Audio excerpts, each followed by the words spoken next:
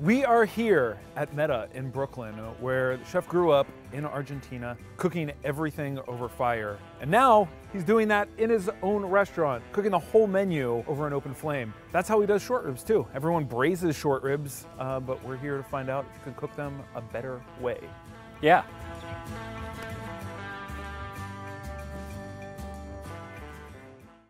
Negro, so good to see you. Welcome, guys.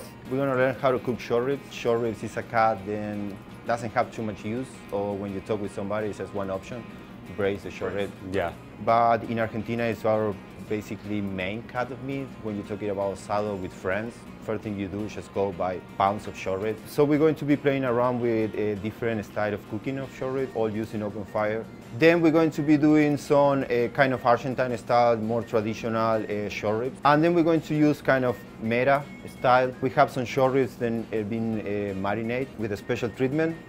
That sounds ominous. The American thought is that for the barbecue, ribeye is the best cut because it has the most fat from the loin, so you can grill it fast, eat it medium rare, and you get to still eat some of that fat. Short ribs, if you braise them, you never really get that grilled flavor. So this is a long grill. It's like very similar, but completely different. What's the process for building the fire? Definitely depends of what is your schedule for the day and what proteins you need to cook. Definitely if you hang in big proteins, you're gonna need the fire earlier. You can see here now two ways to use the cooking, the fire. One is radiant heat from the coals. The short ribs, there needs to be radiant heat from the flames. This is a kind of classic setup. In South America, you go to any house and you will find one of these in the garden. Or some people will have like a whole room in the house and it's just for the barbecue, you know.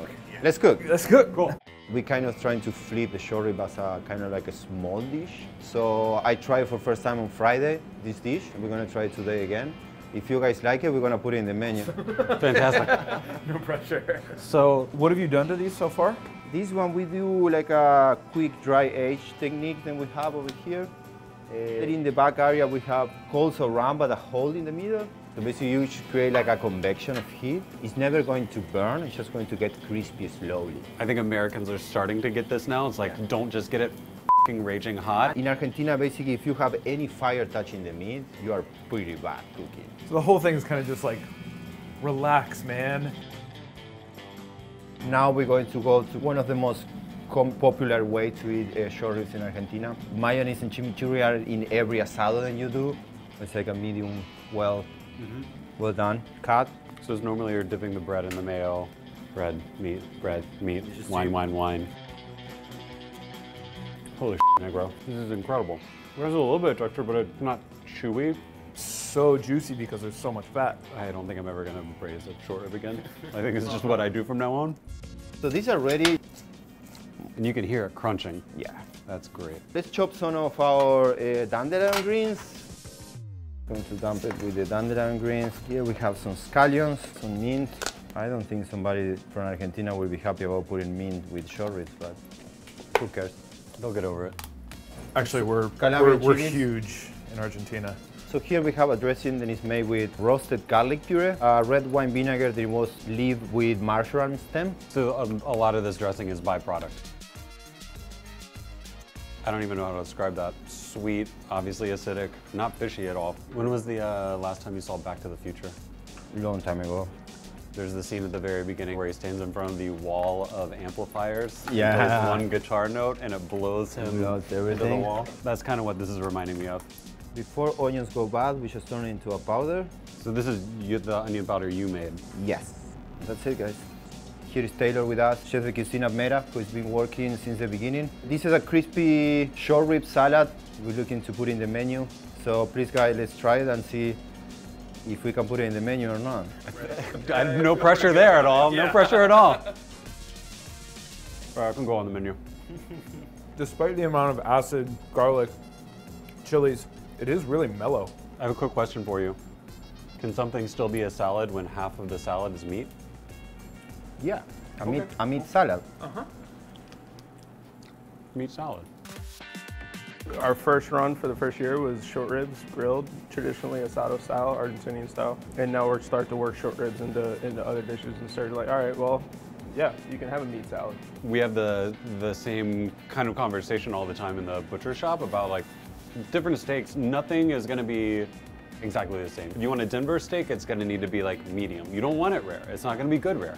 That is a good example because it's something that's been happening here with the short ribs. People ordering medium rare or rare short ribs. Like, you cannot. No, don't You do that. cannot eat it. And that's something that people should take away. Like that, different cuts require different methods and different times in cooking. Right. And some cuts are better, well done. Okay guys, we're gonna take down this short rib plate and it's been hanging here. It's almost 4 hours. Should be medium. Medium well. You ready for it?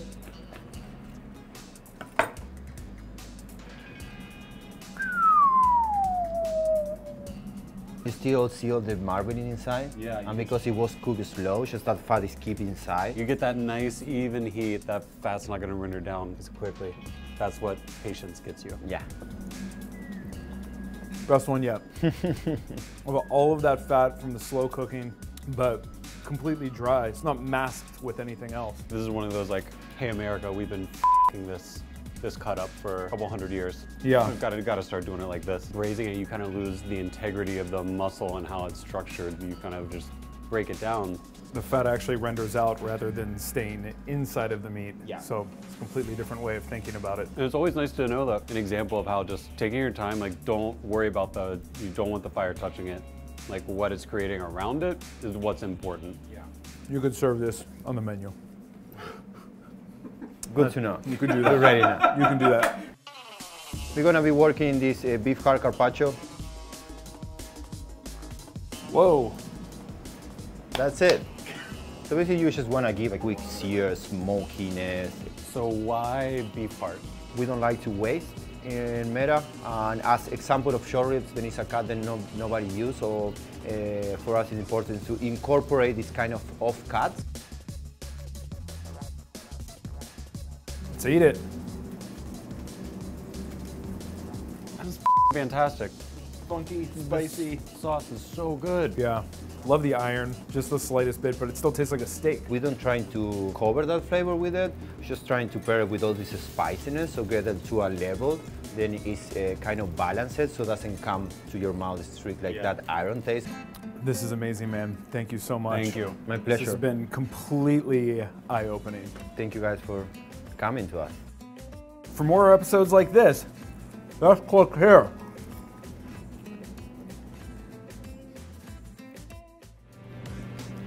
Good. Holy that's not what I was expecting. Most sweet and sour things you're used to being like super sweet.